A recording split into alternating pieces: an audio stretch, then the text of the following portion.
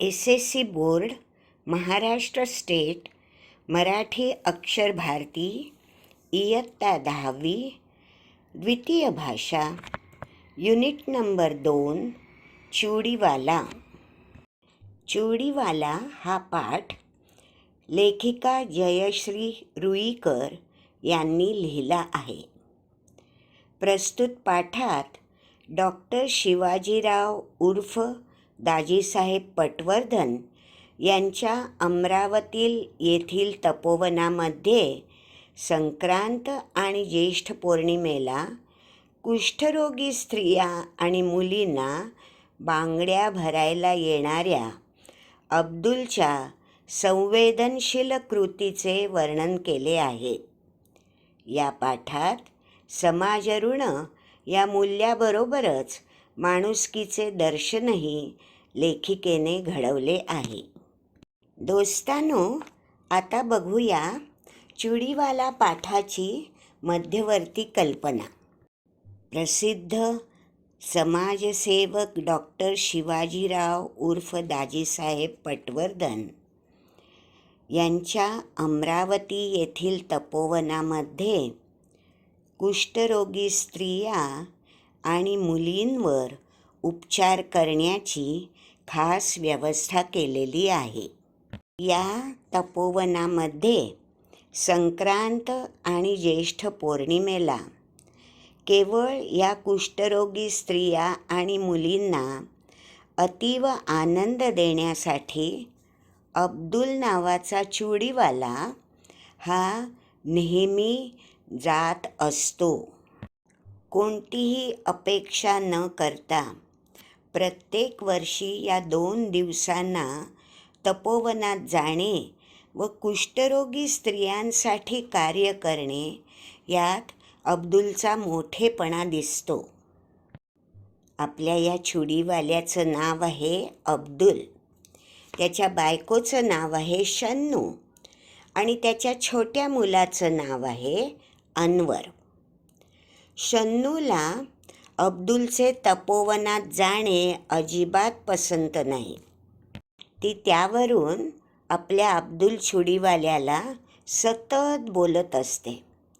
परंतु आपला अब्दुल चूड़ीवाला तिच्या बोलण्याकडे दुर्लक्ष करीत तपोवनामध्ये वर्षातून 2 दिवस जातो, कारण त्याला माहिती आहे की त्याच्या चूड़ी घालण्याने कुष्ठरोगी स्त्रिया आणि मुलींच्या चेहऱ्यावर एक अतीव समाधान झळकणार आहे आणि ते समाधान बघण्याचाच आनंद मिळवण्यासाठी अब्दुलची ही सर्व धडपड आहे. तपोवन ज्यांनी सुरू केलं त्या दाजीसाहेब पटवर्धनांना अब्दुलचा ही पार्श्वभूमी माहिती आहे. अब्दुल न बोलवता, कोणतीही अपेक्षा न करता वर्षातून 2दा या कुष्ठरोग स्त्रियांसाठी त्यांच्या समाधानासाठी तपोवनामध्ये येतो, त्यांना बांगड्या भरायला मदत करतो. हे दाजीसाहेबांना माहिती आहे आणि म्हणूनच यावर्षी ते चूड़ीवाल्याचा सत्कार आयोजित करतायत. स्वतःच्या सत्काराच्या दिवशीच अब्दुल चूड़ीवाल्याला कळतं की आता थोड्याच दिवसात दादासाहेब पटवर्धनांच्या हातून तपोवन संस्था काढून घेतली जाणार आहे. त्याला अत्यंत दुःख होतं 2 गोष्टींचं, की आता दादासाहेब ही आपली कर्मभूमी सोडताना किती दुःखी होतील, आणि दुसऱ्या एका बाबीचंही त्याला दुःख होतं की मला जो आनंद मिळत होता वर्षानुवर्ष, तो आता आनंद म्हणजे कुष्ठरोगी स्त्रियांना आणि मुलीबाळींना चूड़ी भरण्याचा आनंद मिळणार नाही आहे. आणि म्हणून त्याचे डोळे पाण्याने काठोकाठ भरून येतात. अब्बाजान, आज मत जाओ ना तपोवन को. क्यों बेटे? जाने दे अनवर. काही बोलून फायदा आहे का? आजचा दिवस म्हणजे तर त्यांच्यासाठी पर्वणीच. एवढं काय आहे त्या तपोवनात कोण जाणे. अब्दुलची बायको शन्नू नाराजीच्या सुरात आपल्या मुलाची समजूत काढत म्हणाली, मी लवकर येईन बेटा. आपल्या वडिलांचे हे बोलणे ऐकून अनवर खेळायला निघून गेला. आज संक्रांत, त्यात मंगळवार. कितीतरी बायका बांगड्या भरायला आणि देवीच्या दर्शनाला येतील आणि आपलं दुकान बंद. रघुभैयाचा धंदा तेजीत चालणार आज, आणि उद्या लगेच नवीन वस्तू येईल रघुभैयाच्या घरात, आणि तुम्ही जाऊन बसा त्या तपोवनात. शन्नू, चुप बैठा बे. आता दोस्तांनो बघूया कठीण शब्दांचे अर्थ. पर्वणी म्हणजे दुर्मिळ संधी किंवा शुभकाल. धंदा तेजीत चालणार म्हणजे धंद्यामध्ये खूप नफा होणार. एका हातात बांगड्यांची पेटी आणि एका हातात पिशवी घेऊन अब्दुलने पायात चपला सरकवल्या. हे बघा, रस्त्यानं कोणी भेटलं तर सांगू नका तपोवनात जातो म्हणून. धंद्यावर परिणाम होतो त्याचा, समजलं का? शन्नू म्हणाली. अब्दुलने एकवार तिच्याकडे बघितलं. तिच्या डोळ्यातला क्रोध त्याच्या परिचयाचा होता, पण तिच्याकडे बघून आज त्याला तिचा राग आला नाही, तर कीव आली. दोस्तांनो, आता बघूया कठीण शब्दांचा अर्थ. क्रोध म्हणजे राग, कीव म्हणजे दया. अब्दुल बसस्टॉपवर आला. अनेक ठिकाणी उसवलेल्या स्वेटरमधून थंडी चांगलीच जाणवत होती. बस आली. बांगड्यांची पेटी आणि पिशवी सांभाळत अब्दुल बसमध्ये चढला. अगदी खिडकीजवळ बसला. पेटी अलगद उचलून त्याने आपल्या मांडीवर ठेवली. गर्दीत कुणाचा धक्का लागला तर? लाल, हिरव्या, निळ्या, रंगीबेरंगी बांगड्यांकडे मोठ्या कौतुकाने त्याने बघितलं. बस सुरू होताच थंडगार वाऱ्याचा झोत अधिकच त्रासदायक वाटू लागला. अब्दुलने मफलर कानाला घट्ट लपेटून घेतला. जिल्हाधिकारी कचेरीजवळ पाऊण बस रिकामी झाली. तपोवनाकडे कोण जातोय कशाला? जेमतेम 5-6 उतारू राहिले बसमध्ये. तपोवनाच्या त्या गोलाकार कमानीकडे अब्दुलचे लक्ष गेलं. गेल्या 6 महिन्यात केवढी फुलली आहे तिच्यावरती वेल. मागे आलो तेव्हा जेमतेम हातभर होती. अब्दुल गेटजवळ आला आणि लहान लहान मुलींनी एकदम गलका करायला सुरुवात केली. आता दोस्तांनो कठीण शब्दांचे अर्थ. उसवलेला स्वेटर म्हणजे ज्याची शिलाई अनेक ठिकाणी निघून आली आहे, असा स्वेटर. चुडीवाला आला, चुडीवाला आला. आंब्याच्या झाडाखाली असलेल्या चौथऱ्यावर अब्दुल बसला आणि क्षणातच सारा कामधंदा सोडून स्त्रियांची गर्दी अब्दुलच्या आजूबाजूला जमली. त्या लाल रंगाच्या माला, त्या हिरव्या माला. चुडीवाला, माझ्यासाठी आरसा आणला? मागच्या वेळी मी सांगितलं होतं ना. अब्दुलच्या आजूबाजूला गर्दीच गर्दी झाली आणि गोंधळ सुरू झाला. प्रत्येकीला प्रथम बांगड्या भरायच्या होत्या. अब्दुल एकेकीच्या हातात बांगड्या भरू लागला. त्यांना हव्या तशा, त्यांच्या मनपसंत. त्यांना बांगड्या भरणं म्हणजे एक दिव्यच. पण अब्दुलला ती कला साधली होती. बांगड्या भरल्यानंतरचा त्यांच्या चेहऱ्यावरचा आनंद अब्दुलला लाख मोलाचा वाटे. 2-3 तास बांगड्या भरण्याचा कार्यक्रम सुरू होता. साऱ्या तपोवनातील तो एक आनंदाचा आणि चैतन्याचा दिवस. आता दोस्तांनो कठीण शब्दांचे अर्थ. चौथरा म्हणजे झाडाचा पार. गावामध्ये मोठी मोठी जी झाडं असतात, वड, पिंपळ, त्यांच्या भोवती असा पार केलेला असतो ज्याच्यावर गावकरी बसून गप्पा मारू शकतात. बांगड्या भरणं म्हणजे एक दिव्यच. याला इथे खास अर्थ आहे बरं का. अब्दुल कुष्ठरोगी बायकांच्या हातात बांगड्या घालत असे. म्हणजे ते एक मोठं जोखमीचं काम होतं किंवा अवघड काम होतं. आनंद लाख मोलाचा वाटणं म्हणजे आनंद उच्च प्रतीचा वाटणं. चैतन्याचा दिवस म्हणजे उत्साहाचा दिवस.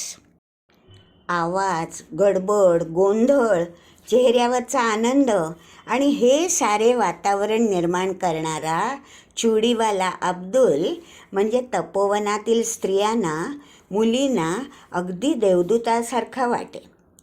वर्षातून 2दा संक्रांतीला आणि ज्येष्ठ पौर्णिमेला तपोवनातील स्त्रिया चुडीवाल्याची आतुरतेने वाट पाहत आणि अब्दुललाही तो आनंद बघून विलक्षण समाधान लाभे. असेच काही दिवस गेले. एक दिवस रघुभैया आला. त्याच्या हाती पोस्टमनने दिलेले पत्र होते. अब्दुल मियाँ, तपोवन से चिट्ठी आई है आपको, दिखाओ दिखाओ. अरे पण चिठ्ठी मराठीतून आहे, मग वाचून दाखव ना तूच. आता बघूया कठीण शब्दांचे अर्थ. देवदूत म्हणजे एंजल. आतुरतेने वाट पाहणं म्हणजे एखादी गोष्ट घडावी अशी तीव्र इच्छा मनात असणं. रघुभैयानं चिठ्ठी मोठ्यानं वाचली. चिठ्ठीतला मजकूर ऐकून अब्दुल आणि शन्नू यांना खूपच आनंद झाला. तपोवनात होणाऱ्या संमेलनाच्या प्रसंगी अब्दुलचा खास सत्कार होणार होता आणि त्यासाठी पत्र पाठवून दाजी साहेबांनी त्याला निमंत्रण दिलं होतं. 2 दिवसांनीच सत्कार समारंभ होता. कधीही लाभणार नाही असं सत्काराचं भाग्य त्याच्या वाट्याला आलं होतं. पत्र आल्यापासून तो त्याच आनंदात होता. पुन्हा पुन्हा तो स्वतःला विचारत होता, सत्कार करण्याएवढं मी काय केलं आहे तपोवनासाठी. कठीण शब्दांचे अर्थ. संमेलन म्हणजे एखादा मोठा कार्यक्रम. निमंत्रण म्हणजे इन्व्हिटेशन. सत्कार समारंभ म्हणजे चांगल्या कामाबद्दल मोठ्या समारंभात कौतुक होणं. अब्दुल तपोवनात आला तेव्हा कार्यक्रम सुरू झाला होता. स्टेजच्या समोर बाजूला मांडलेल्या खुर्च्यांवर काही निमंत्रित पाहुणे मंडळी बसली होती. अब्दुलला त्यांच्याबरोबर बसायला संकोच वाटला. तो तसाच उभा राहिला. तेवढ्यात खुद्द दाजी साहेबांनीच त्याला बोलावून जवळच्या खुर्चीवर बसायला लावलं. सत्कार समारंभाच्या कार्यक्रमाला सुरुवात झाली. सुरुवातीचे अध्यक्षांचे स्वागत वगैरे औपचारिक झाल्यावर दाजी साहेबांनी बोलायला सुरुवात केली. अब्दुल बघतच राहिला. 84 वर्षांच्या वृद्धाचा ताठपणा, उंच सडसडीत देहयष्टी, तेजपुंज चेहरा, गौरवर्ण, पांढरे स्वच्छ धोतर, त्यावर बंद गळ्याचा कोट आणि डोक्याला केशरी फेटा. या वयातही आवाजातला खणखणीतपणा आणि बोलण्यातली ऐट यामुळे अब्दुल भारावून बघत राहिला. आता बघूया कठीण शब्दांचे अर्थ. संकोच वाटणं म्हणजे एखादा माणूस आपले कौतुक करत असताना आपण कौतुक करण्यासारखं फारसं काही केलेलं नाही ही भावना मनात होणं. औपचारिकचा इथे अर्थ असा आहे की जे ठराविक समारंभात कार्यक्रम केले जातात असे कार्यक्रम. दाजीसाहेब बोलत होते. रामानं सेतुबंधन केलं पण त्यासाठी अनेकांचा हातभार लागला. अगदी लहानशी खार पण तिने सुद्धा आपल्या शक्तीप्रमाणे सेतुबंधनाला मदत केली. तशीच मदत या तपोवनासाठी देणाऱ्या काही व्यक्ती आम्हाला सुदैवाने लाभल्या आहेत. संक्रांतीला आणि ज्येष्ठ पौर्णिमेला बांगड्या भरण्याचा प्रस्ताव जेव्हा समोर आला होता तेव्हा अनेक बांगडीवाल्यांना भेटून इथे येण्याबद्दल विनंती केली, पण कुणीही माझ्या विनंतीचा स्वीकार केला नाही. हातभार लागणे म्हणजे मदत होणे. सेतुबंधन म्हणजे पुलाची बांधणी. अब्दुल मियानी मात्र स्वतःहून इथे येण्याचं आश्वासन दिलं आणि दरवर्षी न चुकता अब्दुल मिया इथे येतात. येथील भगिनींच्या जीवनात आनंदाचा वर्षाव करतात. वर्षातले 2 दिवस तपोवनात अतिशय आनंदाचे आणि उत्साहाचे असतात. कुठल्याही मोबदल्याची अपेक्षा न करता अब्दुल मिया न बोलवता दरवर्षी येतात. तपोवनातील स्त्रिया, मुलीबाळी त्यांच्या येण्याकडे डोळे लावून बसलेल्या असतात. अब्दुल मियांचे हे समाजकार्य, ही मानवसेवा खरोखर फार फार मोठी आहे, अनमोल आहे आणि म्हणूनच आज त्यांचा सत्कार करण्याचं ठरवलं आहे. तेव्हा त्या सत्काराचा स्वीकार अब्दुल मियानी इथे येऊन करावा. आता बघूया कठीण शब्दांचे अर्थ.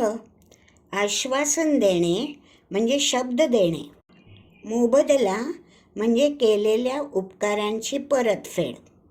इथे याचा अर्थ कोणतेही पैसे न घेता. येण्याकडे डोळे लावून बसणे म्हणजे आतुरतेने वाट पाहणे. अब्दुल स्टेजवर चढला. दाजीसाहेबांनी फुलांचा गुच्छ आणि तपोवनातील लोकांनी तयार केलेली सुंदर फुलदाणी त्याला दिली. टाळ्यांचा कडकडाट झाला. अब्दुल अतिशय भारावून गेला. त्याने चटकन दाजीसाहेबांच्या पायांना स्पर्श केला. आता कठीण शब्दांचे अर्थ. फुलदाणी म्हणजे फ्लॉवर पॉट. भारावून जाणे म्हणजे प्रभावित होणे. बराच उशीर झाला होता. अमरावतीहून आलेली निमंत्रित मंडळी मोटारीतून जाणार होती. दाजीसाहेबांनी अब्दुल्लाला त्यात बसवलं. मोटार धावत होती. अब्दुल विचार करत होता, आज शन्नूला आणायला हवं होतं. तिचा गुस्सा तरी कमी झाला असता. आकाशात अष्टमीचा चंद्र हसत होता. आकाश मेघरहित निळ्या नितळाईने नटले होते. वातावरण अंतर्बाह्य प्रसन्न वाटत होतं. अंबादेवीच्या चौकात मोटर थांबली. अब्दुल खाली उतरला, घरी आला. अब्दुल येताच शन्नू उठली. थाळीत चपाती आणि वांग्याची भाजी घेऊन तिने थाळी अब्दुलसमोर ठेवली. अब्दुल एखाद्या अपराध्यासारखा मान खाली घालून जेवू लागला. आता बघू कठीण शब्दांचे अर्थ. निमंत्रित मंडळी म्हणजे बोलवलेली मंडळी. गुस्सा म्हणजे राग. आकाश मेघरहित निळ्या नितळाईने नटले होते म्हणजेच आकाशात एकही काळा ढग नसल्याने अतिसुंदर निळ्या रंगाचे दिसत होते. वातावरण म्हणजे ॲटमॉस्फिअर. अंतर्बाह्य म्हणजे आतून बाहेरून. तू नहीं खाएगी? नहीं, जी नहीं चाहता खाने को. अनवर जेवला? जेवला, पण खिम्यासाठी हट्ट धरून बसला होता. अब्दुलच्या हातातला घास हातातच राहिला. एकाएकी जेवणावरची इच्छाच मरून गेली. तोंडात घास घोळू लागला. कितीदा सांगितलं हा धंदा सोडून दुसरा धंदा सुरू करा, पण शन्नूचं पुढचं बोलणं अब्दुलने ऐकलंच नाही. तो चटकन उठला. हात धुवून अनवरच्या शेजारी येऊन पडला. शन्नूचं बोलणं, त्यातला शब्दनशब्द त्याला पाठ होता. कितीदा तरी तेच तेच ते बोलून झालं होतं. नवीन धंदा, नवीन धंदा, भांडवल नको? कुठून आणणार? तो थोडासा जोरानं पण शन्नूला ऐकायला जाईल अशा आवाजात बोलला. पण भांडवलापेक्षाही त्याला अब्बाजांपासून चालत आलेला हा बांगड्यांचा धंदा सोडवत नव्हता. नवरात्र संपलं होतं. त्यात धंदा चांगला झाला. लोक आता दिवाळीच्या तयारीला लागले होते. रघुभैयाने दुकानाला रंग देण्याचे काम काढले होते. अब्दुल दुकानावर आला. त्याचा चेहरा उदास दिसत होता. रघुभैयाने त्याला आवाज दिला, क्यों, आज दुकान नाही खोलता? नाही रघुभैया, हे तपोवनच आता दाजीसाहेबांच्या हाती राहिलं नाही हे कळलं तेव्हापासून मन नाही लागत धंदा करायला. आता तपोवनाचं काय होईल रे रघुभैया? केवढी मोठी वसाहत, किती रोगी, आता त्यांची कशी काळजी घेतली जाईल रे? आणि आयुष्याचं मोल देऊन तन मन धनाने फुलवलेली ती कर्मभूमी सोडण्याच्या कल्पनेने दाजीसाहेबांना काय वाटलं असेल बरं? अब्दुल विलक्षण हळवा झाला. आता कठीण शब्दांचा अर्थ. कर्मभूमी म्हणजे जिथे आपण काम करतो ती जागा. विलक्षण हळवा होणं म्हणजे अति भावना विवश होणं. देवळातल्या पहारेकऱ्याने 2 टोले दिले. शन्नू घोरत होती. अनवर गाढ झोपला होता. अब्दुल उठला, अगदी हलकेच. कोपऱ्यात बांगड्यांच्या पेटीवर ठेवलेल्या पिशवीतील एक एक वस्तू बाहेर काढू लागला. पावडरचा डबा, रुमाल, रिबिनी, पिना, सोनेरी बांगड्या, साध्या बांगड्या, नायलॉनच्या बांगड्या. संक्रांतीला हे सारं तपोवनात नेणार होता. तिथे छुडीवाला म्हणून स्त्रिया, मुलीबाळी धावत धावत त्याच्याजवळ जमणार होत्या. काही काळ तरी सारे विसरून हसणार होत्या आणि त्यांचं हसू बघून अब्दुल मनोमन सुखावणार होता. पण आता सारं संपलं होतं. कठीण शब्दांचे अर्थ. घोरणं म्हणजे टू स्नोअर. स्वतःसाठी सारेच जगतात, पण दुसऱ्यासाठी जगण्यातला आनंद, त्या आनंदाचं सुख वर्षातून फक्त 2दाच अब्दुल अनुभवायचा. पण आता तेही मिळणार नव्हतं. एखाद्या वस्त्राचा एकाएकी रंग उडून जावा तशी त्याची जीवनेच्छा एकाएकी उडून गेली. त्या साऱ्या वस्तूंकडे बघता बघता अब्दुलचे डोळे पाण्याने काठोकाठ भरून आले. त्यात तपोवनाचा परिसर विरघळत होता. हळूहळू रात्र उतरणीला लागली होती. आता कठीण शब्दांचा अर्थ. जीवनेच्छा म्हणजे जिवंत राहण्याची इच्छा. विरघळणे म्हणजे डिझॉल्व होणे, नाहीसा होणे. रात्र उतरणीला लागली होती म्हणजे रात्र संपत आली होती.